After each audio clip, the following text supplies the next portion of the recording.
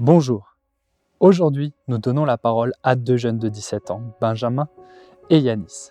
On va découvrir leur parcours, leur méthode d'entraînement, leur rapport à la nutrition et à la santé, ainsi que les difficultés qu'ils ont rencontrées depuis le début de leur aventure muscu.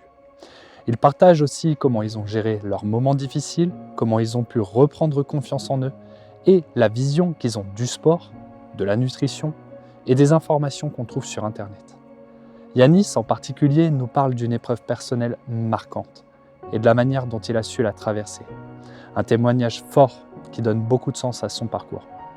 Cette vidéo n'a pas pour but de juger ou de donner des leçons. Elle cherche simplement à écouter, comprendre et partager le regard sincère de ces jeunes sur le sport et sur la vie. Suivez leurs histoires, leurs expériences et découvrez ce qu'ils ont à nous apprendre sur le dépassement, la motivation et la résilience. Voici Benjamin et Yanis. Bonjour à tous et bienvenue dans ce podcast Physique Gym.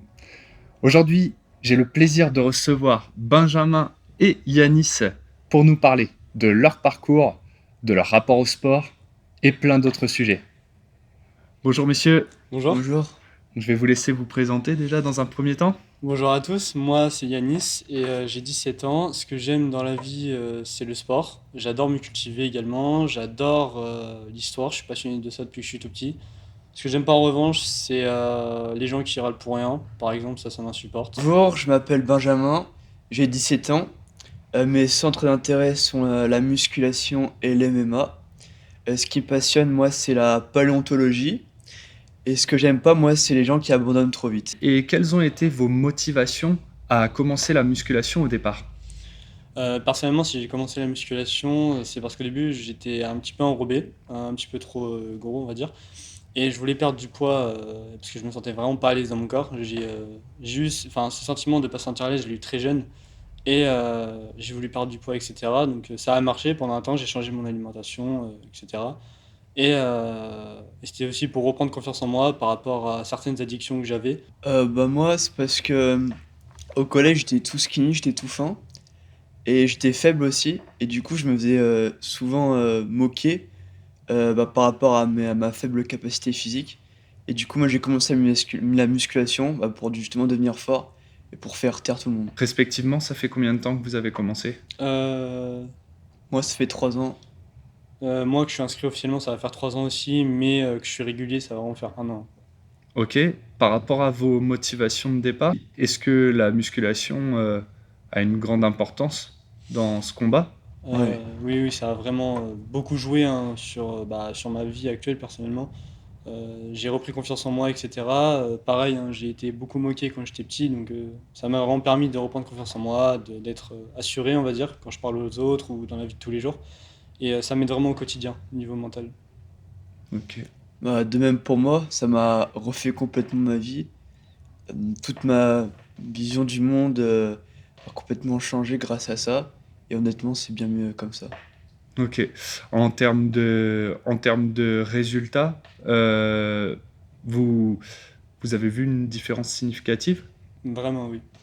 C'est une assez grosse différence hein, quand on compare nos physiques d'avant, quand mettons Benjamin était maigre ou moi que j'étais un peu enrobé, il y a vraiment une grosse C'est clair. différence.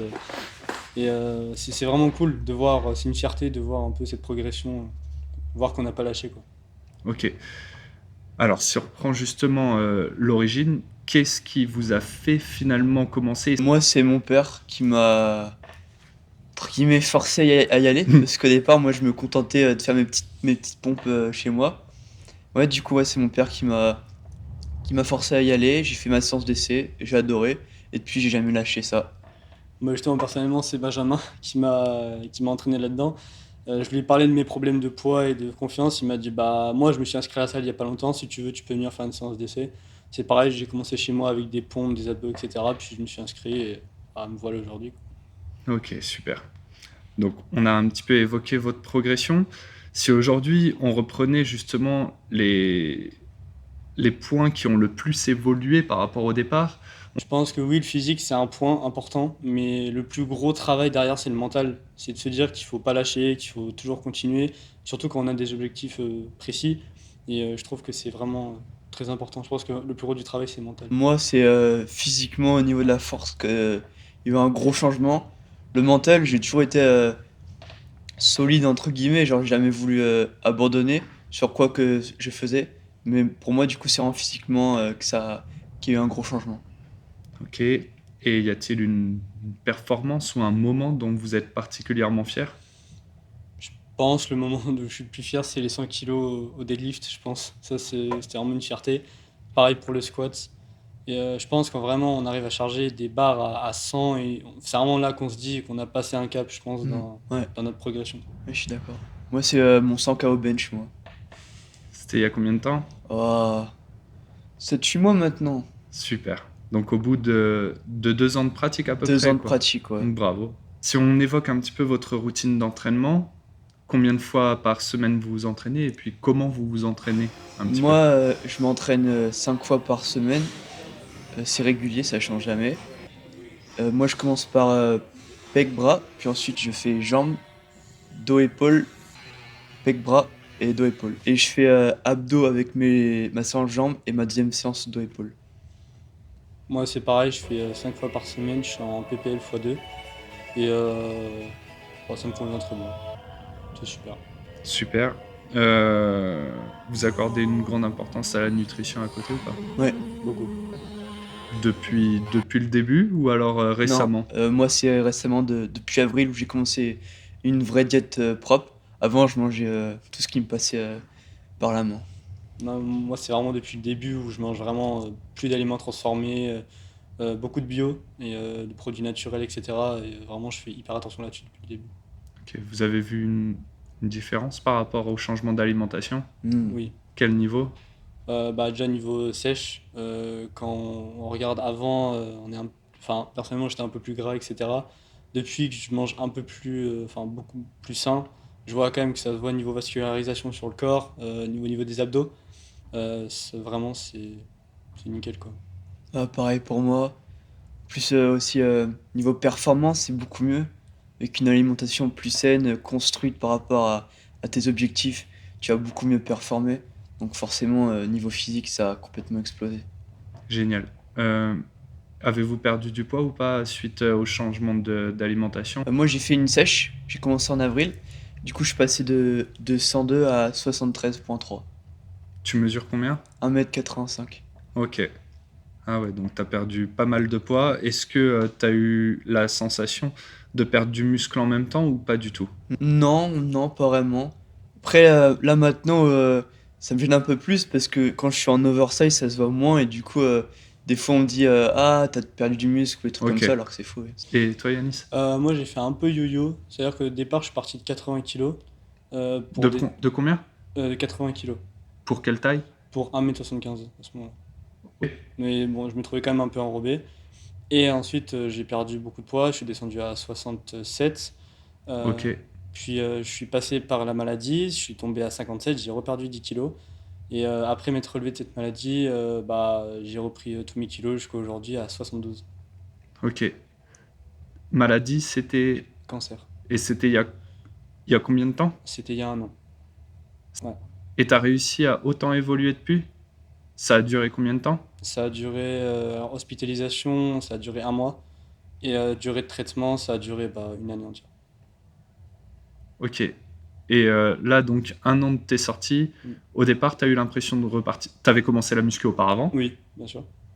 et tu as eu l'impression de repartir à zéro ou pas? Un petit peu, oui, c'est ça aussi qui m'a un peu mis en tête de lâcher. C'est de me dire que tous mes efforts que j'avais fait bah, jusqu'à ce moment-là, bah, c'était un peu vain, on va dire. Mhm.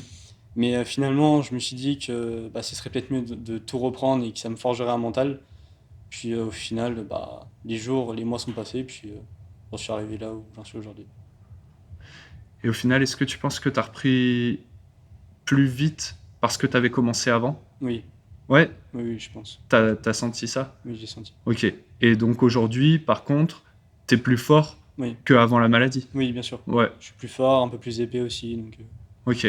Et maintenant, tout va bien niveau santé? tout va bien. Tous les curseurs sont ok? Nickel. Ouais, super. Au niveau des programmes que vous suivez, alors, est-ce que c'est des programmes que vous vous êtes fait? Est-ce que c'est fait par un coach? Voilà. Qui s'occupe de vos programmes? Moi, je me suis construit mon programme tout seul. À la base, tu m'avais donné un programme que j'avais suivi. Et puis au fil du temps, j'ai fini par le construire et le remanier à ma manière pour au final avoir le résultat que j'ai maintenant, qui me convient parfaitement bien. Moi, pareil que Benjamin, tu m'avais fait un programme au début. Puis en allant sur les réseaux, puis en m'aidant de quelques personnes, j'ai réussi, enfin j'ai remanié le programme que tu m'avais donné à ma façon. Puis pareil, ça me convient très bien. Depuis combien de temps là vous avez le même programme? Ou alors est-ce que vous le faites évoluer régulièrement? Moi, depuis 3 semaines, parce que je l'ai changé un peu, j'ai coupé mon nombre de séries, mais la base est de la même depuis avril. Ouais, la base, pareil, c'est la même, mais on va dire que j'ai augmenté un peu en série. Et ça dépend des jours, en fait. On va dire en début de semaine, je fais on va dire un peu moins de reps sur le même nombre de séries. On va dire que je fais un peu plus du lourd. Et sur la fin de semaine, je vise un peu l'hypertrophie avec plus de reps et toujours le même nombre de séries. Ok. Si on parle d'objectifs principaux actuellement, vous êtes plutôt dans quoi alors? Hypertrophie et endurance musculaire pour ma part. Ok. Hypertrophie et force musculaire. Ok. Pourquoi endurance musculaire? Euh, pour tenir sur de longues durées ou je sais pas, pourquoi pas peut-être me mettre à d'autres sports. Puis peut-être que ça peut, sur certains mouvements, ça peut me faciliter. Ok. Donc voilà, pourquoi pas. Cardio, vous en faites à côté? Moi, je fais mes steps réguliers. Après, je sais pas si on peut compter ça comme une vraie forme de cardio. Du coup, tous les jours, j'ai 16 000 pas par jour à faire. 16 000? 16 000, ouais. Ah oui, c'est quelque chose quand même. Alors, ça représente combien de temps de marche? 2 heures à peu près. Ok. Que tu fais en salle ou à l'extérieur? En salle, je le coupe en 2 séances. Ok. Tu viens 2 fois à la salle? Sans compter ma séance de muscu 2 fois, ouais. D'accord. Et toi, Yanis? Je fais on va dire un peu de cardio aussi, on va dire une fois par semaine. Et à côté, tous les jours, je suis à 10 000 pas par jour. Ok. Vous préférez quel type d'entraînement? Des entraînements sur machine guidée, sur machine libre? Comment vous faites ça? Ou alors vous variez peut-être les deux? Personnellement, je varie les deux. On va dire qu'en début de séance, je commence par des polyarticulaires, donc plus souvent poids libre. Puis ensuite, plus la séance avance, plus je me dirige vers du guidé pour terminer ma séance. Moi, je suis plus sur machine. Même les mouvements polyarticulaires comme le développé militaire, par exemple, je le fais sur du guidé. Je préfère les machines, moi, personnellement. Ok. Euh, alors, par rapport à votre récupération, vous m'aviez dit que vous entraîniez 5 fois par semaine. Justement, comment vous gérez vos récupérations d'un jour à l'autre? Est-ce qu'il y a des jours ou des groupes musculaires qui sont plus difficiles que d'autres à faire récupérer? Je pense que les plus gros groupes musculaires comme les pecs, le dos ou les jambes, c'est des muscles, des gros groupes qui demandent quand même pas mal de repos, une bonne alimentation, un bon sommeil. Après, les petits groupes comme biceps ou épaules, je pense que niveau repos, ça va, c'est pas non plus. Moi, personnellement, j'ai une récupération qui est bonne. Moi, j'ai du jour de repos, c'est le lundi et le mardi, du coup. Le reste de la semaine, j'enchaîne mes séances. Et moi, j'ai aucun problème à récupérer depuis que j'ai baissé mes séries, parce que moi, je m'entraîne très lourd. Donc, du coup, depuis que j'ai baissé le volume de mes séances, j'ai aucun problème à récupérer. Ok. Est-ce que vous prenez des compléments alimentaires à côté ou pas du tout? Oui, je vais prendre la créatine, de la isolate de whey native et de la crème de riz, tout chez Nutrimuscle. Euh,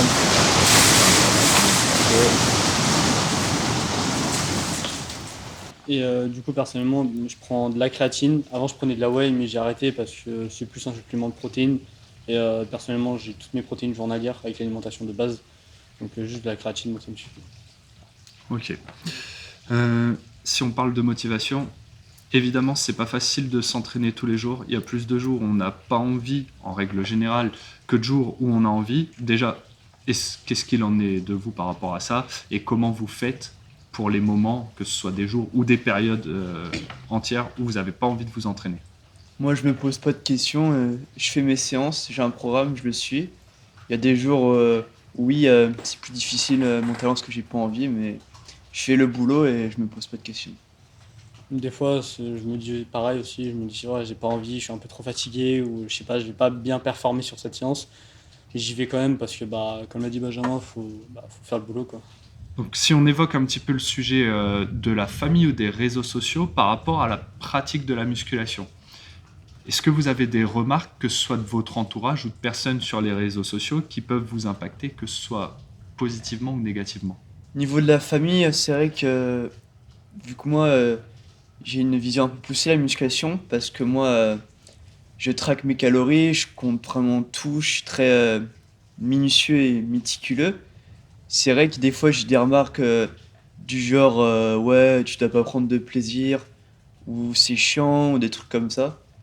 Alors que moi, bah, je suis content, hein, de faire comme, je fais, honnêtement, si je faisais pas ça, je serais pas heureux. Moi, personnellement, je poste, rien sur les réseaux sociaux. Ok, Puis moi, enfin, au début, c'est vrai qu'on m'a souvent dit que j'étais trop maigre, que j'avais pas assez de masse. On m'a dit qu'il fallait que je mange plus parce que j'ai une alimentation assez stricte pour rester sec. J'ai pas envie de faire une grosse prise de masse et de sécher après.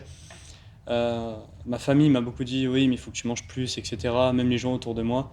Et au final, bah, quand ils voient mon physique aujourd'hui, quand je poste, parce que je poste beaucoup sur les réseaux, mon évolution, ma progression, etc. Je reçois beaucoup de compliments, beaucoup de positifs, et ça me pousse vraiment à continuer vraiment à travailler sur ça, etc. ok. On sait que une des choses, on va dire, peut-être dangereuses dans la pratique de la musculation, c'est le fait de se comparer aux autres, dans le sens où ça peut amener à des pratiques néfastes et dangereuses pour la santé. Est-ce que vous, c'est quelque chose dont vous souffrez de la comparaison aux autres physiques?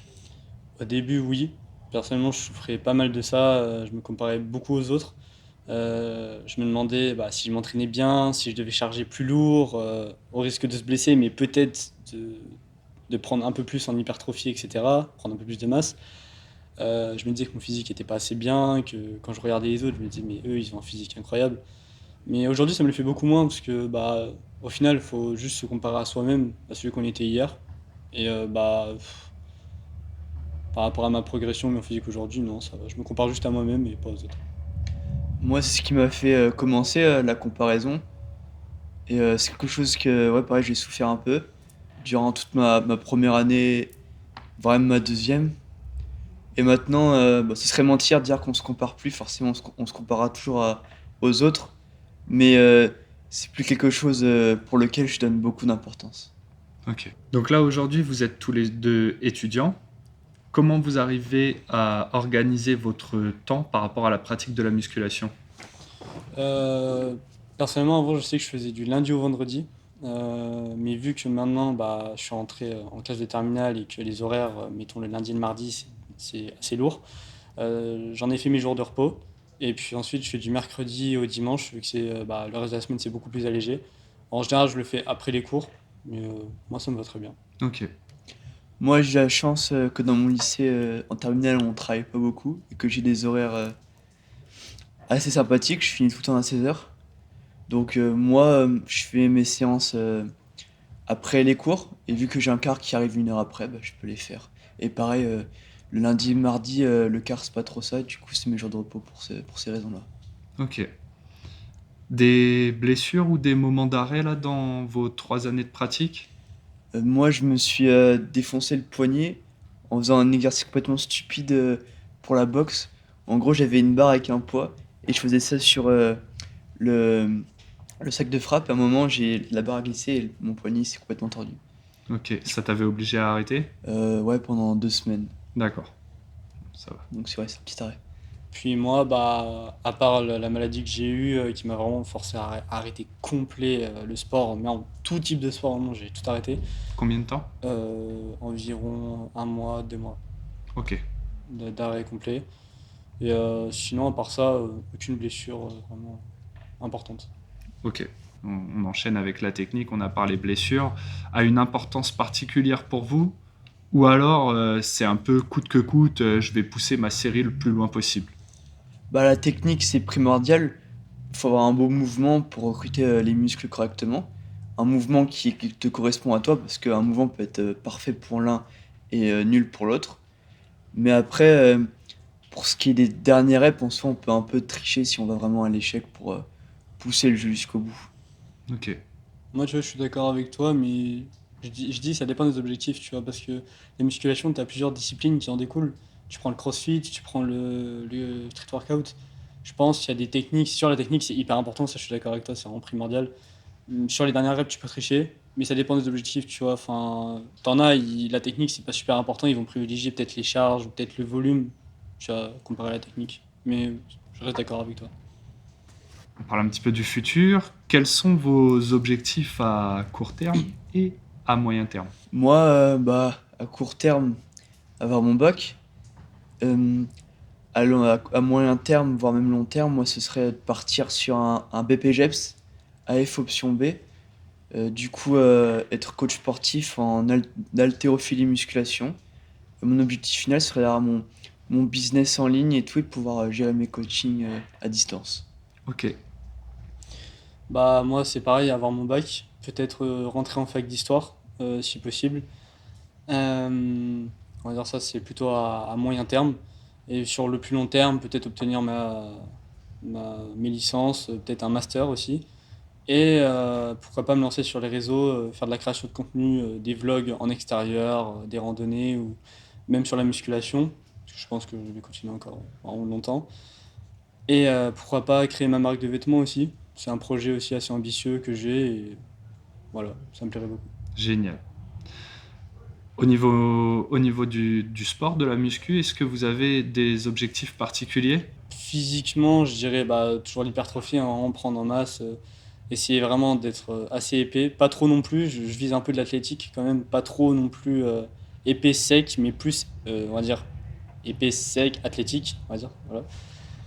Et sinon, en termes de vraiment force, pourquoi pas prendre un peu plus en force, ça c'est sûr, mais sinon, c'est surtout l'hypertrophie qui Ok, m'intéresse. pas un objectif de barre en particulier. Si, en vrai, deadlift, j'ai arrêté, je sais que j'ai pas trop d'objectifs là-dessus. Les squats, pourquoi pas essayer de taper les 130. Puis le bench, pareil, essayer d'aller chercher les 100 dans pas si longtemps que ça, on va dire. Ok, Moi, c'est pousser le plus lourd possible, avoir le plus de masse sec possible naturellement, bien évidemment. Et puis, je pense aussi à faire des compétitions de body, pourquoi pas. Ça m'intéresse beaucoup ok, et j'aimerais me lancer dedans. d'accord. Je t'ai entendu dire prendre le plus de muscles naturellement, évidemment. C'est quoi votre position par rapport au dopage? Bah, le dopage, c'est un sujet qui est devenu un peu tabou maintenant. Pour moi, je vais pas juger ceux qui le font. Si c'est dans un objectif de compétition, qu'ils ont poussé le jeu naturellement jusqu'au bout, et du coup qu'ils veulent par exemple faire Olympia, et qu'ils ont la génétique pour, bah moi je les encourage à faire ça carrément. Par contre, si c'est juste pour avoir un gros physique, je trouve ça stupide, surtout que c'est surtout ces gens-là qui vont prendre les stéroïdes les plus dangereux comme la trenbolone. Et c'est ces gens-là qui vont sans doute mourir à 40 ans d'un arrêt cardiaque. Et je trouve ça stupide parce que tu bousilles ta santé pour pas grand-chose au final. Ouais, Ok, je suis d'accord avec Benjamin, je trouve ça quand même, après ils font ce qu'ils veulent, hein. Je trouve ça quand même un peu stupide. Si c'est vraiment dans un objectif de prendre de la masse et juste avoir le corps qu'on a vu sur les réseaux, ça sert à rien, juste je trouve que c'est stupide. Après ils font ce qu'ils veulent, moi je vais pas juger, ils font ce qu'ils veulent, mais se bousiller la santé, etc., le foie ou se bousiller les organes internes juste pour avoir de la masse, ça sert à rien. Après, comme l'a dit Benjamin, je le reprends, si c'est dans un objectif de compétition vraiment professionnelle, IFBB Pro ou encore Mister Olympia ou Arnold, l'Arnold classique, s'ils ont la génétique pour et que vraiment ils veulent aller loin, là, pourquoi pas. malgré tout, vous trouvez que pour un objectif pro, ça peut valoir la chandelle de foutre en l'air sa santé? Oui, bah oui, parce que c'est l'objectif d'être le meilleur, faut prendre tous les risques pour. Puis la plupart du temps, ces gens-là, ils vont quand même voir des médecins. La plupart du temps, ils ont déjà une portée médiatique entre guillemets parce qu'ils sont assez connus, comme Chris Bumstead par exemple, Ramon Dino. Du coup, ils ont l'argent pour aller voir des spécialistes, des médecins qui s'occupent de leur santé. Et puis la plupart du temps, ils sont pas stupides, ils vont pas prendre les stérols les plus dangereux. Ok, Après, ça dépend en fait, parce que quand on regarde Chris Bumstead, il a gagné 6 fois Mister Olympia, il s'est dopé forcément. Mais après, là, il a arrêté, hein, complètement parce qu'il a pris sa retraite, etc. On n'a pas vraiment des signes de problèmes de santé de son côté. Après, si on prend Ronnie Coleman, mettons aujourd'hui assez âgé quand même, mais de gros problèmes de santé. Comparé à Kevin Nevron ou encore à Jay Cutler, qui sont un peu aussi âgés que lui, mais qui n'ont pas de gros problèmes de santé, je pense que quand même dans un objectif vraiment d'être le meilleur, ça peut valoir la chandelle, si on a la bonne génétique vraiment pour, mais quand même maîtriser sa pratique, parce que Ronnie Coleman avait vraiment une pratique extrême, c'est dû à ça, justement, ses problèmes de santé. Ok. Et si on terminait par des conseils à des personnes qui aimeraient commencer ou des personnes peut-être qui se sentent comme vous vous sentiez avant de commencer la musculation, qu'est-ce que vous pourriez dire? Moi, je leur conseillerais de trouver un mentor. Parce que avoir un mentor, c'est vraiment super important, je trouve. Parce qu'il va te conseiller. Alors après, il faudra la chance qu'il donne des bons conseils.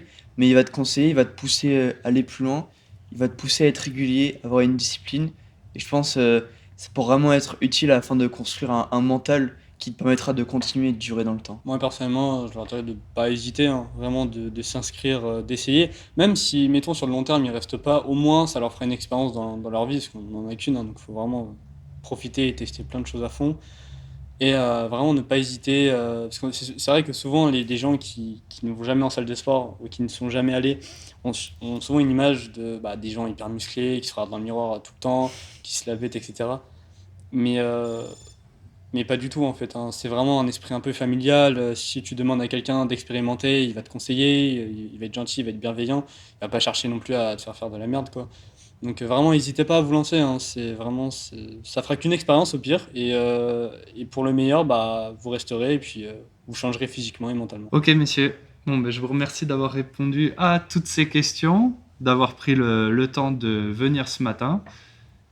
Et je vous remercie à vous tous d'avoir suivi ce podcast. On se retrouve une prochaine fois. Bonne journée. Salut.